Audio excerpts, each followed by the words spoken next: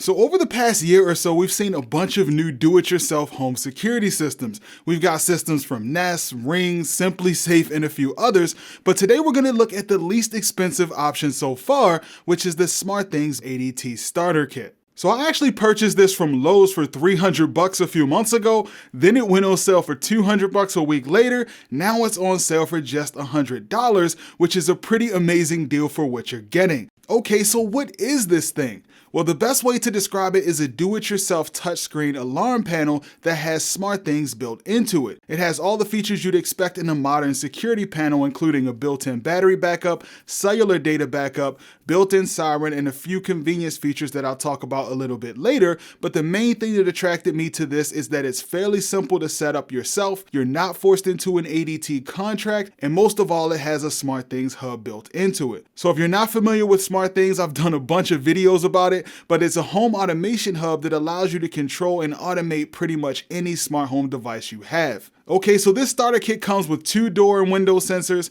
a motion sensor, a wall plug with a security mount, and the alarm panel itself. Now, I will say that this is easily the best looking security alarm compared to the other systems. It has a nice 7-inch touchscreen, and you have the option of either mounting it on the wall or you can use the included table mount to stand it up on a table or shelf. So unlike other smart home devices like wall outlets and light bulbs, these included ADT sensors don't use Z-Wave or Zigbee. They actually connect to a totally different wireless system that's built into the panel.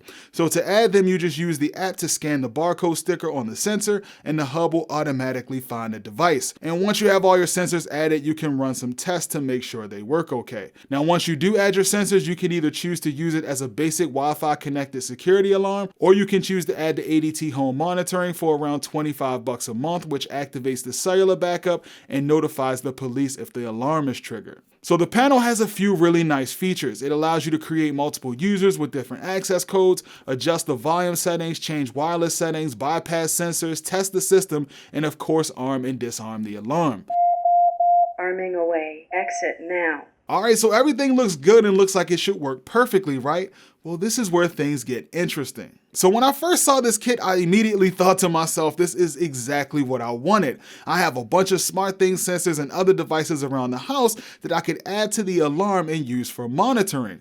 Well, this is actually not possible with this system. You can add whatever sensors you want using the built-in Smartthings hub, but there's no way to get them to trigger the alarm, and if you choose to add professional monitoring, ADT will only monitor the ADT branded sensors. Now, I can't be too mad at this since I understand that they don't want to be held responsible for some off-brand sensor malfunctioning while someone's breaking into your house. The good thing is that the ADT branded sensors are reasonably priced and they have much better battery life. So I assumed that after buying the ADT sensors that I could add all of my other sensors to the hub and both the ADT panel and Smartthings would be one big happy family.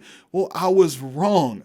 Even though you can add any sensor to the panel just like you can with the regular Smartthings hub, the Smartthings system and the ADT system are actually separate and don't really talk to each other. In other words, let's say you want to arm the system automatically when you leave or have one of your Smartthings sensors disarm the alarm for you. Well, out of the box, you can't easily do this.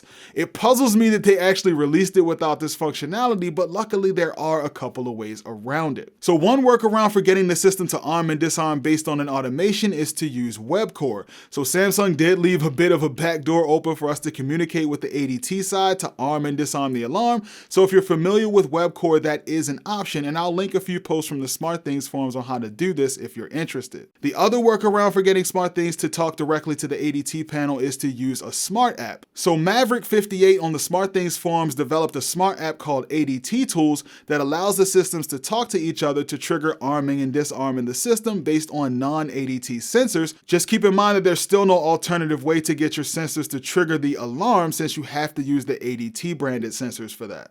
Okay, so enough about what it can't do. As long as you understand the limitations that it has with Smartthings, it's a great alarm system for the money. Now, I was looking for something that will work great for when we have house guests and they need to easily arm and disarm the alarm system, and it works great for that. I even bought one for my mom and she finds it really simple to use and loves the fact that she can arm and disarm the alarm from her bed using the Smartthings app. Now, I do think Samsung needs to work out a few of the kinks in the setup process, but overall I think it's a pretty solid product and definitely worth buying while it's on sale for $100.